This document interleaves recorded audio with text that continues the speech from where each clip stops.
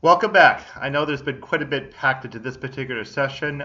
You've been introduced to Menander and Terence, and you've had quite a lot of introduction now to Roman comedy, to transition away from Greek comedy as well. So I know that there's quite a bit to watch in this particular session, and now we're going to take up the two rather oddball genres, satire and novel, that we have from Roman times, in order to demonstrate that the spirit of comedy that we saw most prominently with Aristophanes and continued with Menander, and now also picked up with these two Roman playwrights, Plautus and Terence, doesn't exist only with comedy per se, that is to say stage drama. There were in fact other genres that existed, specifically satire and novel, that also had quite a bit of that comic satiric spirit in it. And so we're going to step away from comedy now for the remaining videos of this session in order to speak about what goes on with satire and novel.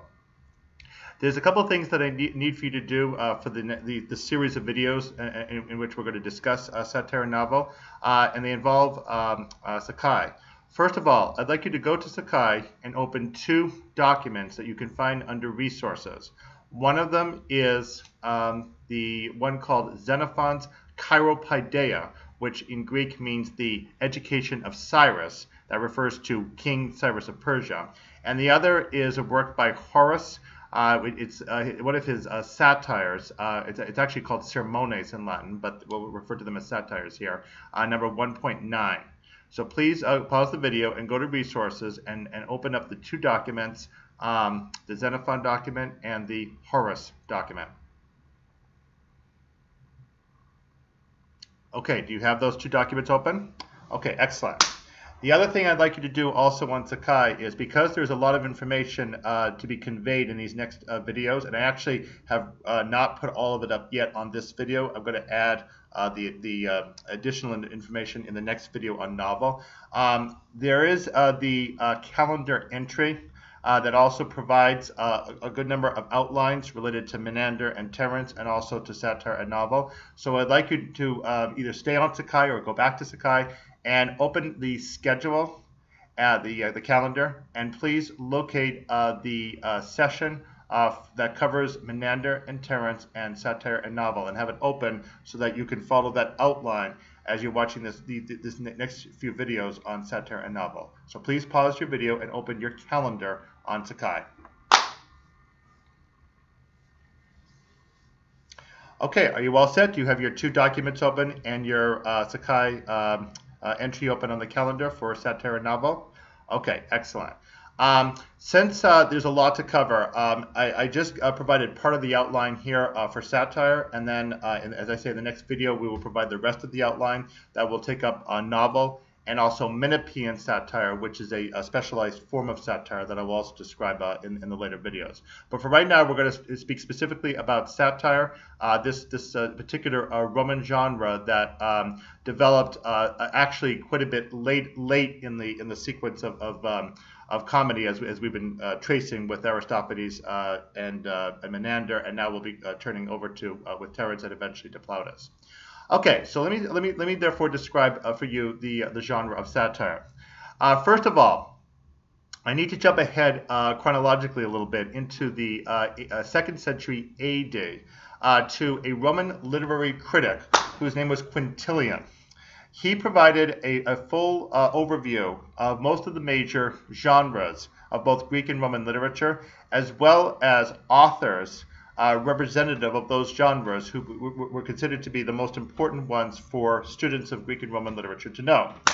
He also described as much as he could the historical background of how the genres developed from the Greek world into the Roman world. And it's important to know that even back then, the Romans had that unsavory reputation of picking up bits and pieces of other cultures, including their literature, and amalgamating them into Roman culture, and then transforming them around in order to make everything look much more Roman.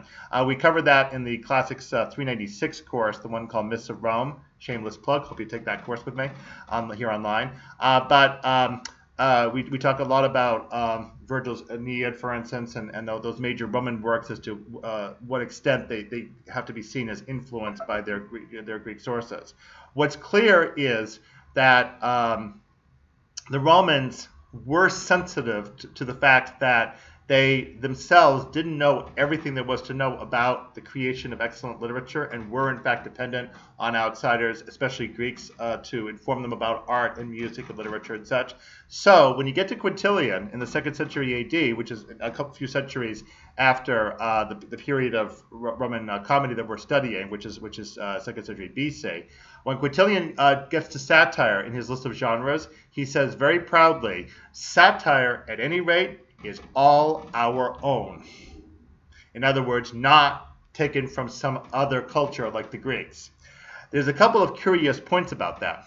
First of all, when you look at satire, it's very severe. It really puts the Romans in a pretty bad light. So it is rather funny to see the Romans talking about the genre that makes them look really, really bad as being their own genre. Apparently, they were the best at making themselves look really foolish. It's remarkable.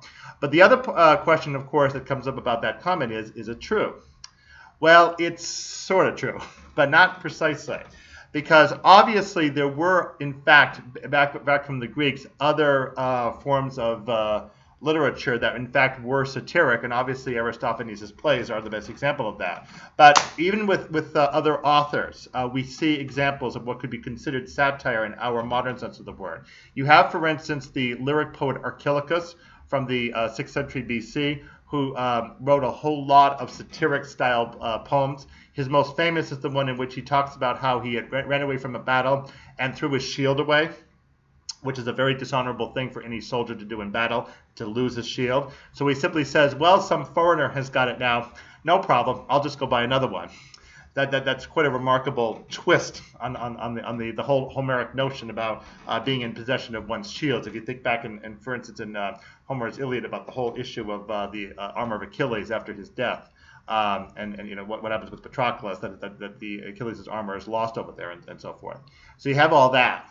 So Archilochus makes fun of that. It was also not unheard of for other authors besides Aristophanes to make fun of figures personally, one-on-one. And apparently the poet Hipponax did that, and was so biting with his satiric comments that the target of his satire actually wanted to commit suicide. So definitely the Greeks knew how to do satire, without question.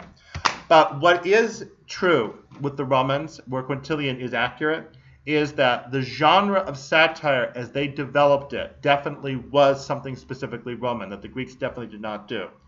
For instance, this meter that's called the epic meter is one called dactylic hexameter.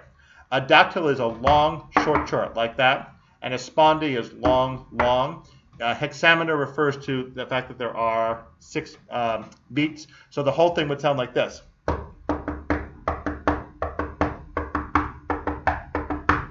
Like that, basically. And that meter used to be used, as the name suggests, for epic poems that would describe grandiose events, such as the Trojan War, the fall of a city, the interplay of the great gods and great figures like kings and so forth. So big, historic, epic events in our modern sense of the word. And not, therefore, for small personal topics.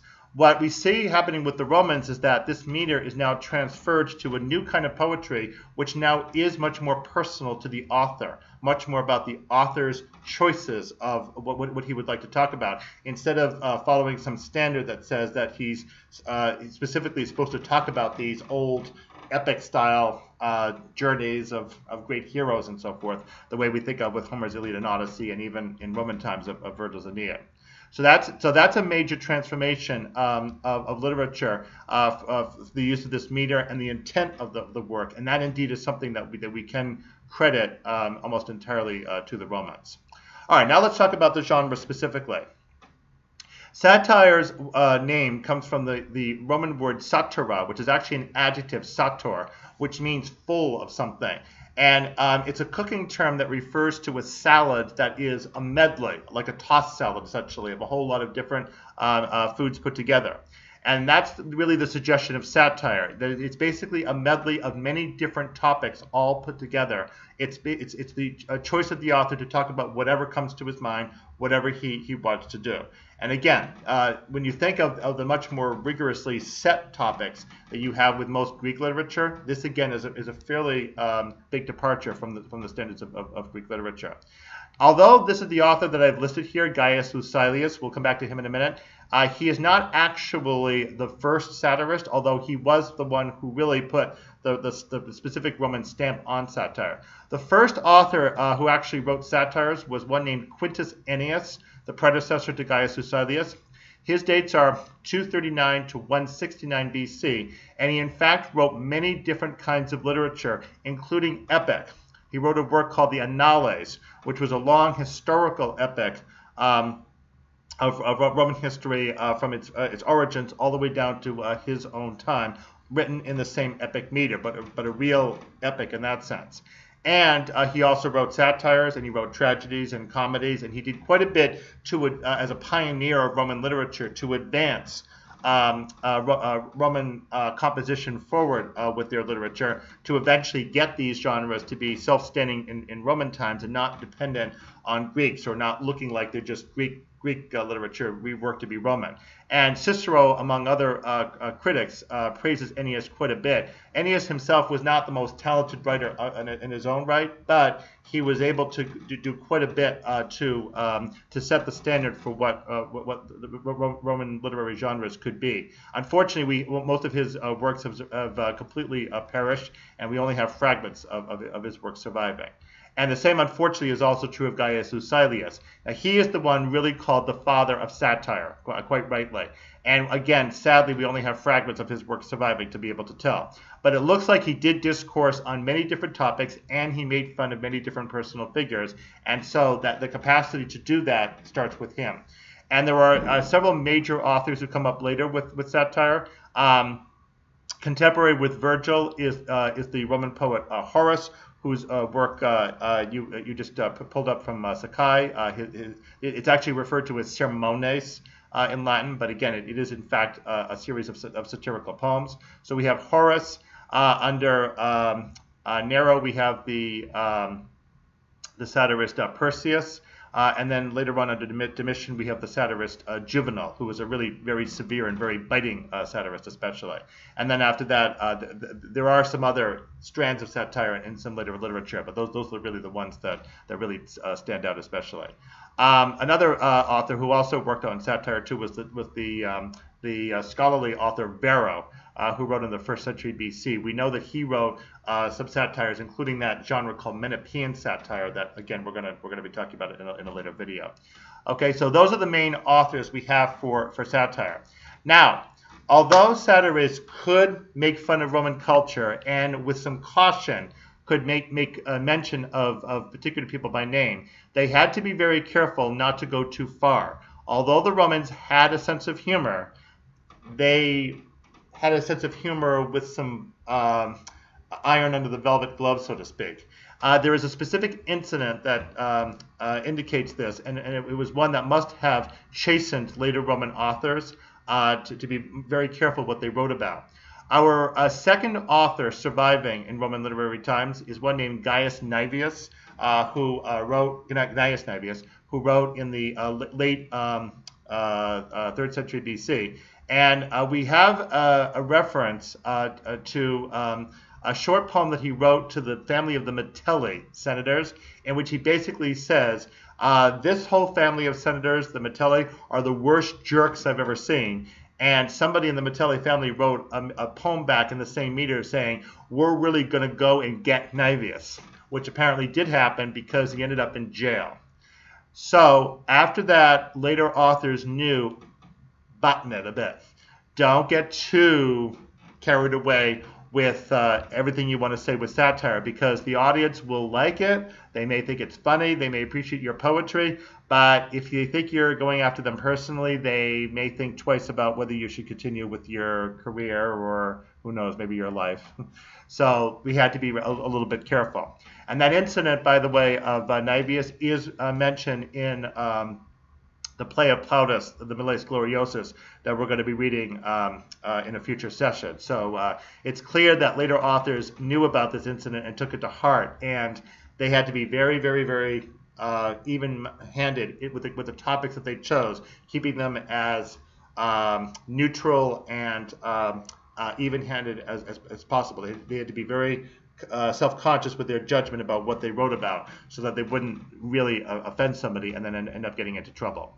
So for that reason, although indeed you have a variety of topics with satire, again, a lot of it is personal to the author. Some of it is indeed commentary on Roman society, as Juvenal does quite a bit with very harsh and severe results. But it's rare that you'll find a direct mention of a specific personality the way you have with Aristophanes. The Romans just simply did not pick up that same sense of humor from the ancient Athenians with old comedy. It just didn't work as well there, and they found that with them, satire had to be limited in its scope. All right, so to summarize satire by itself here, to get you ready for the next video where we expand to novel. Satire, as we said, is an epic poem form in that specific meter, written similar to real epics like Homer's and Virgil's epics, but written on a whole variety of mixed topics, whatever the particular author wants to write about. So in a funny way, it's kind of like the blog of their day, where they simply wrote random poetry, whatever they happened to. And there were several noted satirists, starting with Ennius, then Gaius Lucilius, and then Varro and Horace in the 1st century BC. That's a century after the time we're talking about. And then in the AD times, we have Persius, as we mentioned, under Nero, and Juvenal under Domitian. So satire, what's established, became a very popular and highly regarded genre form, who had quite a few notable luminaries to carry it forward and make their appropriate comments on both the Roman Republic and the Roman Empire. Okay, so that pretty much wraps it up for satire. So the next video, I'm going to put all the rest of the information up here on the board for you to follow, and we will be talking about novel and Menippean satire, and also the two works whose works you've just gotten off of Sakai. Okay, come on back, and we'll see you next video on novel.